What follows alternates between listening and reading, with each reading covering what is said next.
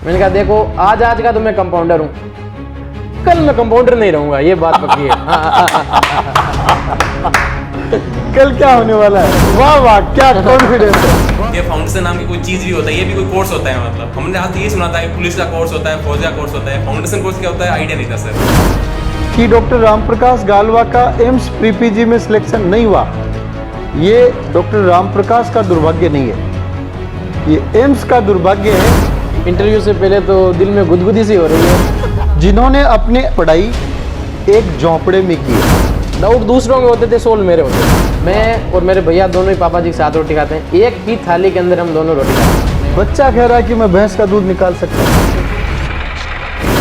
नमस्कार दोस्तों, आज अपन संवाद करने जा रहे हैं दो ऐसी प्रतिभाओं से जिन्होंने अपने 8वीं तक की पढ़ाई एक झोंपड़े में की है, जहां शायद एक स्टूडेंट भविष्य की सपनों की सीमाएं रखता हो।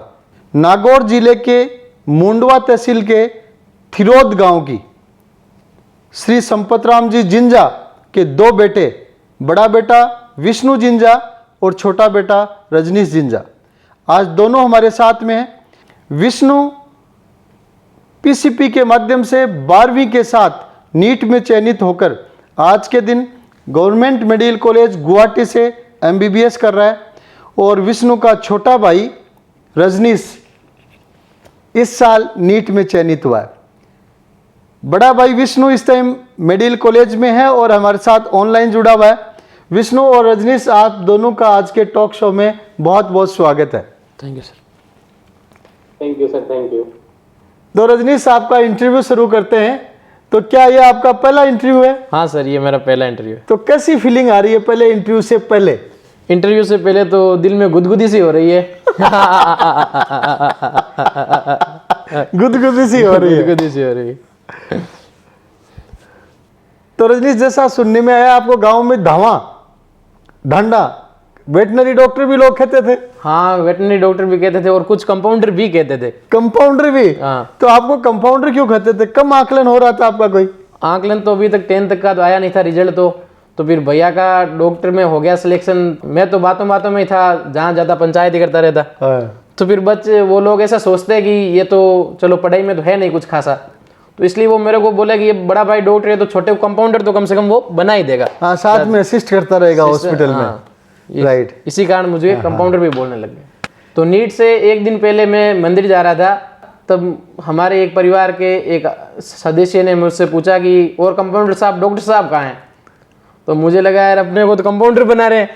और मतलब वो विष्णु को पूछ रहे थे कि डॉक्टर साहब कहाँ हैं? डॉक्टर साहब कहाँ हैं? विष्णु डॉक्टर बन चुका था। हाँ। तब मैंने उनको एक जवाब दिया था। मैंने कहा देखो आज आज का तो मैं कंपाउंडर हूँ, कल मैं कंपाउंडर नहीं रहूंगा, ये बात पक्की है। कल क्या होने वाला है? कल नीट का एग्जाम होने वाला था और डॉक्टर बनने वाला था। वाह वाह, क्या कॉन्फिडेंस है। बहुत बढ़िया, बहुत बढ़िया, बहुत शानदार जवाब। की नीट की एग्जाम के पहले दिन मजाक में कहा जाता है कि कंपाउंडर साहब, तो बच्चा कहता है कि आज आज जितना कहना मुझे कंपाउंडर कह दो, कल मैं कंपाउंडर नहीं रहने वाला हूँ, कल मैं डॉक्टर बनने वाला हूँ, क्योंकि कल नीट का एग्जाम होने वाला है और उसमें मेरा सिलेक्शन होने वाला है। मीन्स कॉन्फिडेंस तो आप में कूट कूट के भरा हुआ था। हाँ, कॉन्फिडेंस का लेवल ये लगता है। विष्णु ने अपने गांव की स्कूल से 8वीं तक की पढ़ाई की, उसके बाद शारदा बाल निकेतन मुंडवा से 10वीं तक की पढ़ाई की। विष्णु ने 10वीं में 87% अंक हासिल किए और उसके बाद में पीसीपी में 11वीं फाउंडेशन में एडमिशन लिया। फाउंडेशन के साथ 12वीं बोर्ड में 91% बनाए और नीट में भी अच्छी रैंक के साथ सिलेक्शन हुआ। रजनीश ने भी उन्हीं स्कूलों से पढ़ाई की। नागौरी बच्चे हैं दोनों, जहाँ की भाषा भी बहुत मीठी है। तो विष्णु से मैं पूछना चाहूँगा कि आप बताएं कि जब आप गांव के झोंपड़े में पढ़ाई कर रहे थे तो वहां से आपको डॉक्टर बनने की प्रेरणा कैसे मिली? कि मेरे मौसी के 2 लड़के हैं, दोनों डॉक्टर हैं, तो उनके थ्रू मुझे डॉक्टर बनने की प्रेरणा मिली। मेरे को ध्यान आया और ये मेरे लिए बहुत ही खुशी और गर्व दोनों का विषय है कि विष्णु की मौसी के बेटे डॉक्टर रामप्रकाश गालवा एसएमएस से एमबीबीएस करके आज के दिन कनाडा में रेडियोलॉजिस्ट हैं और डॉक्टर रजनीश गालवा हैं, वो जोधपुर के प्रसिद्ध प्लास्टिक सर्जन हैं। और एक शानदार वाकया मेरे को उनके संदर्भ में ध्यान आ रहा है। Doctor Ramprakash Galva SMS middle college के टॉपर स्टूडेंट्स में अपने बैच में रहा करते थे। जब एम्स प्री पीजी दिया तो रिजल्ट जब आने वाला था तो सभी को उम्मीद थी कि उनका सिलेक्शन होगा, लेकिन दुर्भाग्य से उनका सिलेक्शन नहीं हुआ। तो हमें एक बहुत ही गजब की चीज़ सुनने को मिली, एक ऐसा स्टेटमेंट सुनने को मिला जो हमारे लिए भी बहुत दफ़ा मोटिवेटिंग होता है कि डॉक्टर रामप्रकाश गालवा का एम्स प्री पीजी में सिलेक्शन नहीं हुआ। ये डॉक्टर रामप्रकाश का दुर्भाग्य नहीं है, ये एम्स का दुर्भाग्य है कि ऐसा डॉक्टर एम्स तक नहीं पहुंच पाया उस एग्जाम के माध्यम से।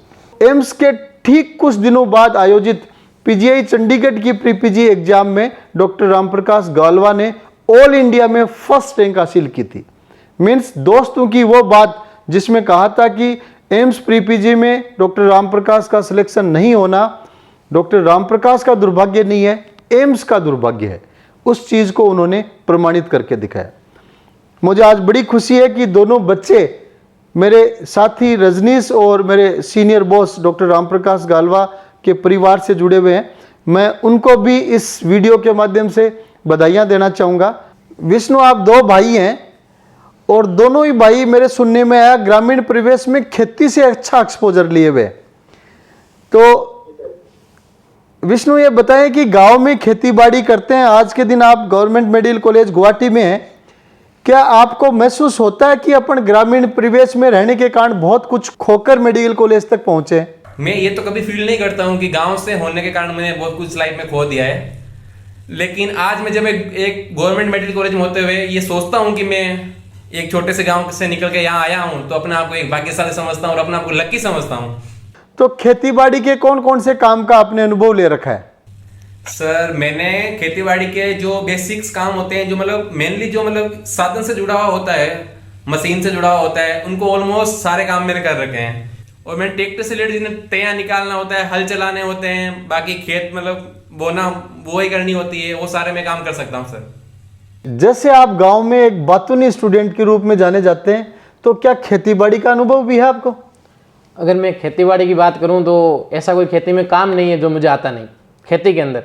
और मैं ये भी अब आपको बात बोल सकता हूं कि 95% जो किसान है, अपने छोटे किसान हैं, उनसे मैं चाहे एक काम भी ज़्यादा सीखा हो, उससे ज़्यादा ही सीखा हूँ।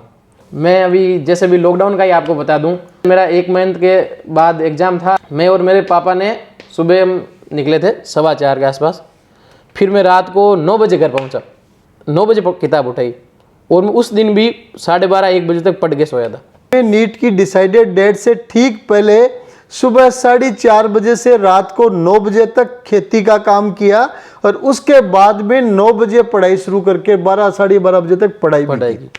बहुत अच्छा। तो विष्णु, आपने 11वीं-12वीं फाउंडेशन कोर्स किया और 12वीं के साथ आप नीट में सिलेक्ट हुए, तो थोड़े से फाउंडेशन कोर्स के अपने एक्सपीरियंस शेयर करें। शुरुआत मेरा वो मतलब एवरेज था, बिलो एवरेज और एवरेज बोल सकते हैं कि मैं नया नया आया था, तो इतना एक्सपीरियंस था नहीं फाउंडेशन कोर्स का।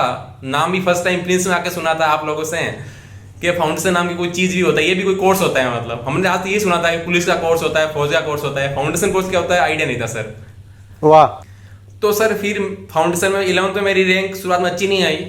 प्रॉब्लम था ना कि मैं गाँव में एक मतलब गाँव में उस स्कूल से पढ़ा हुआ था ना जहाँ मैं मारवाड़ी में पढ़ा था, और सर पीसीपी के मतलब टीचर्स मैक्सिमम वर्ड इंग्लिश में बोलते थे, तो मेरे वो चीज़ कुछ पता नहीं पड़ती थी, मतलब कि यार क्या बोल रहे हैं, क्या सर बोल रहे हैं। फिर मेरा धीरे धीरे इंग्लिश मतलब फ्रेंडली हुआ थोड़ा।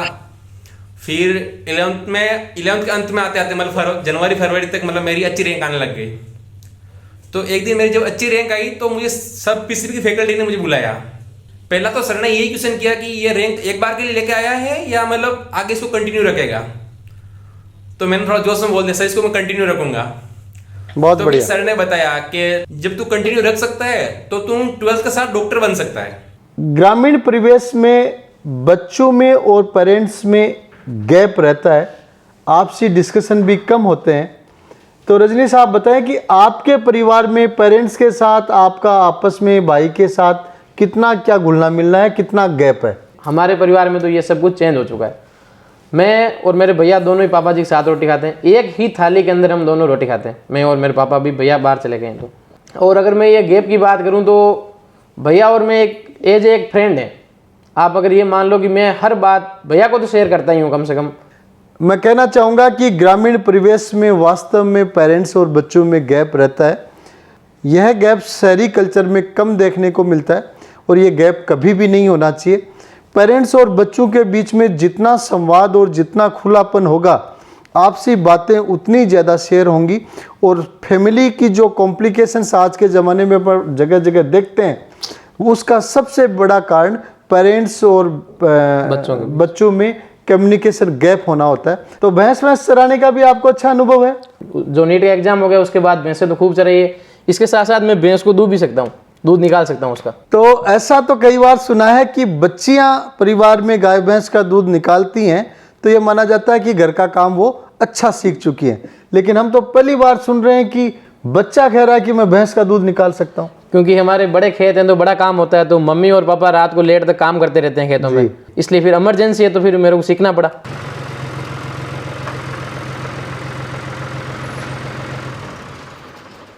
तो विष्णु, आप डॉक्टर तो बन ही रहे हैं, तो भविष्य में आप किस स्पेशलिटी में समाज की सेवा करना चाहते हैं? मैं आने वाले टाइम में जनरल सर्जरी को उठाऊंगा और उसका अंदर सुपर स्पेशलिटी करूंगा कोई अच्छी सी ब्रांच देख के। और सर इसके अलावा मैं एक गरीबों के लिए मतलब हॉस्पिटल खोलना चाहता हूँ सर, कि जहाँ पे क्या गरीब लोगों को प्राइवेट फैसिलिटी मिले, वो भी एक एकदम मिनिमम कॉस्ट पे सर। बहुत अच्छा, बहुत नेक विचार आपके हैं। तो पीसीपी में अपने एक्सपीरियंस आप शेयर करें। पीसीपी के टीचर से थे ना, उनसे मेरा बहुत बड़ा जुड़ाव था। तो इस जुड़ाव से क्या आपको कोई एक्स्ट्रा फायदा मिला? इससे बहुत ज़्यादा एक्स्ट्रा फायदा मिला। डाउट दूसरों के होते थे, सोल्व मेरे होते थे। वाह, बहुत अच्छी बात है। तो विष्णु, पीसीपी में तैयारी का आप अपना एक्सपीरियंस बताएं। सर मेरी जिंदगी में पढ़ाई का जो एक पीरियड था ना, वो जिंदगी में मतलब बेस्ट टाइम मेरा प्रिंस में गुजरा है।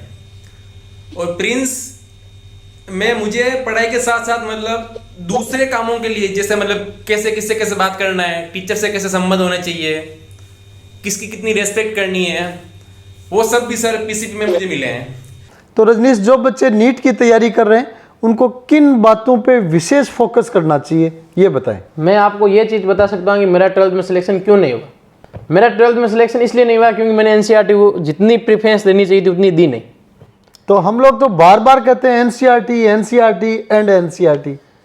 मैंने दी तो थी एनसीईआरटी की प्रेफरेंस, लेकिन जितनी मेरे को देनी चाहिए उतनी नहीं दी, मुँह की खाली। तो फिर मैंने टारगेट के अंदर एनसीईआरटी को हद से ज़्यादा प्रेफरेंस दे दी।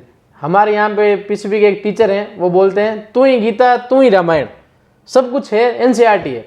आपका कहना है कि NCERT is the single way to crack NEET. तो पीसीपी के लिए गौरव का विषय है कि नागौर जिले के मुंडवा तहसील के थिरोद गांव से पीसीपी से तीसरे बच्चे का गवर्नमेंट एमबीबीएस में सिलेक्शन हुआ है। सबसे पहले जसोदा कल्ला बच्ची है जो एसपी मेडिकल कॉलेज बीकानेर में है, उसका सिलेक्शन हुआ। फिर विष्णु जिंजा जिसका 12th के साथ गवर्नमेंट मेडिकल कॉलेज गुवाहाटी में चयन हुआ। और थिरोद गांव का पीसीपी के माध्यम से तीसरा सिलेक्शन आज हमारे बीच में है रजनीश जिंजा। और हम उम्मीद करते हैं कि भविष्य में आप देश की चिकित्सा सेवाओं में अग्रणी पंक्ति में खड़े होंगे। नमस्कार।